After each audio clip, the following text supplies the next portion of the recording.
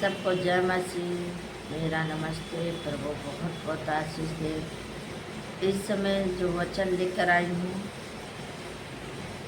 मरकुस 4 अध्याय और 1 से पढ़ेंगे। आप सभी लोग ध्यान से सुनिएगा।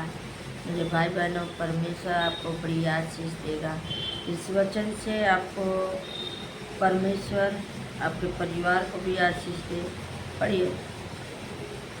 वह फिर झील के किनारे उपदेश देने लगा और ऐसी बंगड़ी भीड़ उसके पास इकट्ठी हो गई कि वह झील के एक नाव पर चढ़कर बैठ गया और सारी भीड़ भूमि पर झील के किनारे अड़ रही। हालेलुया। वचन कहता है मत्ती मरकुस 4 अध्याय में, फिर झील के किनारे उपदेश देने लगा। कहाँ देने लगा? झील के किनारे। और ऐसी बड़ी भीड़ उसके पास इकट्ठे हो गई कि वह झील में एक नाव पर चढ़ कर बैठ गया और सारी भीड़ भूमि पर झील के किनारे खड़ी रही। हालेलुया। प्रभु यीशु जब उस मार्ग से निकल रहा था, जब उस जगह जा रहा था, तो प्रभु यीशु को लोग देखे तो वहाँ पे भीड़ इकट्ठी हो गई। वहाँ पे क्या हो गया? भीड़ इकट्ठा हो गया। और जब वहाँ भीड़ इकट्ठा हो गया तो वो नाव पे चढ़ ही रहा था। हालेलुया। वो नाव पे चढ़ रहा था, नाव पे बैठने जा रहा था, तो सारी भीड़ भूमि पे इकट्ठा हो गई और झील के किनारे खड़ा रहा। हालेलुया। आगे पढ़े। और वह उन्हें दृष्टांतों में बहुत सी बातें सिखाने लगा और अपने उपदेश में उसने कहा। हालेलुया। और वह उन्हें दृष्टांतों में बहुत सी बातें सिखाने लगा। कौन बताने लगा? प्रभु यीशु। प्रभु यीशु क्या करते हैं? बहुत सी बातें बताने लगे जो लोग नहीं जान रहे थे। उनको बहुत सी बातें बताए, दृष्टांतों में शॉर्ट में बताया। मैं बहुत सी बातें सिखाने लगा और अपने उपदेश में उससे कहा। किससे कहा? मनुष्य से कहा, उपदेश देकर बताया। आगे पढ़िए। सुनो, एक बोने वाला बीज बोने निकला। हालेलुया।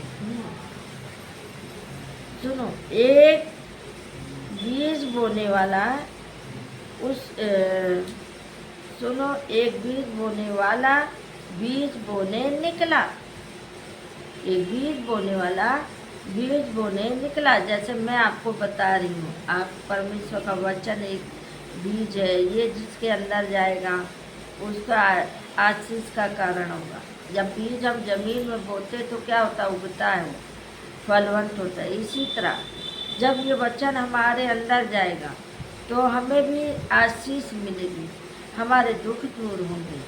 हालेलुया। आगे पढ़िए। सोते समय कुछ मार्ग के किनारे गिरा और पक्षियों ने आकर उसे चुग लिया। हालेलुया। कुछ पथरीली भूमि पे गिरा, जहाँ उसको बहुत मिट्टी ना मिलने के कारण, यहाँ पे कहता है बोते समय कुछ मार्ग के किनारे गिरा और पंछियों ने चुग लिया। क्या किया? पंछियों ने चुग लिया। आगे बढ़ी। कुछ पथरीली भूमि पर गिरा जहाँ उसको बहुत मिट्टी ना मिली और गहरे मिट्टी ना मिलने के कारण जल्द उग आया। हालेलुया। कुछ पथरीली भूमि पे गिरा जहाँ पे मिट्टी ना मिली। कुछ बीज ऐसी जगह गिरा जो उसे मिट्टी ना मिला और वो क्या हो गया? जल गया। मतलब मिट्टी ना मिली, गहरी मिट्टी ना मिली तो वो क्या हो गया? जल्दी उगाया। हालेलुया। वचन कहता है कुछ पथरीली भूमि पर गिरा जहाँ उसको बहुत मिट्टी ना मिली और गहरी मिट्टी ना मिलने के कारण जल्दी उग आया। हालेलुया। कुछ अच्छा वचन को ग्रहण कर लिया, जो ग्रहण कर लिया वो आगे बढ़ गया, और जो लोग नहीं ग्रहण किया, जो लोग नहीं माने वचन को, वो क्या हुए? नष्ट हुए। और आगे बढ़िए। और जब सूर्य निकला तो जल गया और जड़ ना पकड़ने के कारण सूख गया। हालेलुया।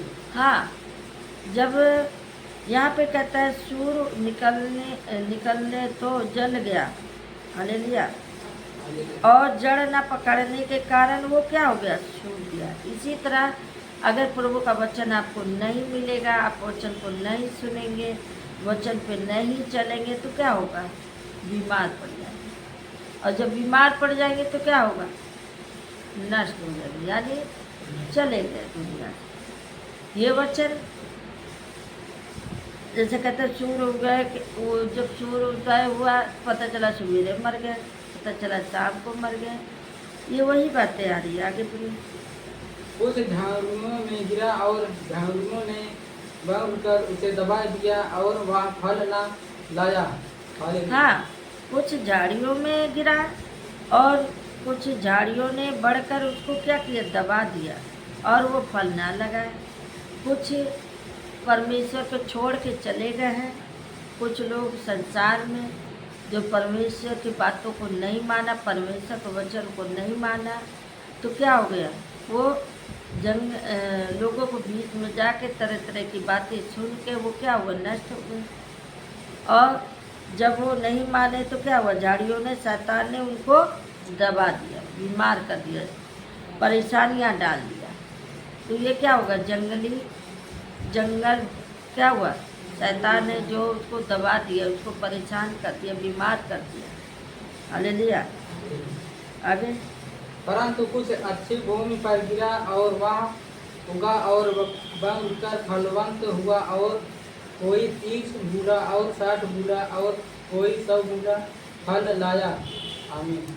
हाँ, परंतु वो अच्छी भूमि पर गिरा और वह उग गया और बढ़कर फलवंत हो गया। कुछ अच्छे लोग आ गए परमेश्वर में, जो रात दिन लगे रहे, प्रभु की आज्ञा मानते रहे और वह आगे बढ़ते रहे और परमेश्वर के साथ साथ चलते रहे। तो यही कहा है, परंतु कुछ अच्छी भूमि पे गिरा और वह उगा और बढ़कर फलवंत हुआ, और कोई 30 गुना, कोई 60 गुना और कोई 100 गुना फल लाया। हालेलुया। तब उसने कहा, जिसके पास सुनने के लिए कान हो वह सुन ले। आमीन। तब उसने कहा, जिसके पास कान हो वो सुन ले। खुल प्रभु का वचन क्या कहता है। हालेलुया। प्रभु का वचन क्या कहता है, जिसके कान हो वो सुन ले। कि प्रभु का वचन क्या कहता है, आगे पढ़िए।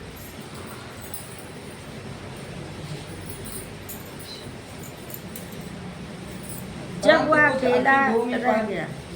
अकेला रह गया तो उसके साथियों ने उन 12 समेत उससे इस दृष्टांतों के विषय में पूछा। हालेलुया। जब वहाँ अकेला रह गया तो लोग उससे पूछने लगे, उसके साथी 12 जो चेले थे उन्हें पूछने लगे, जो शॉर्टकट से बातें करके।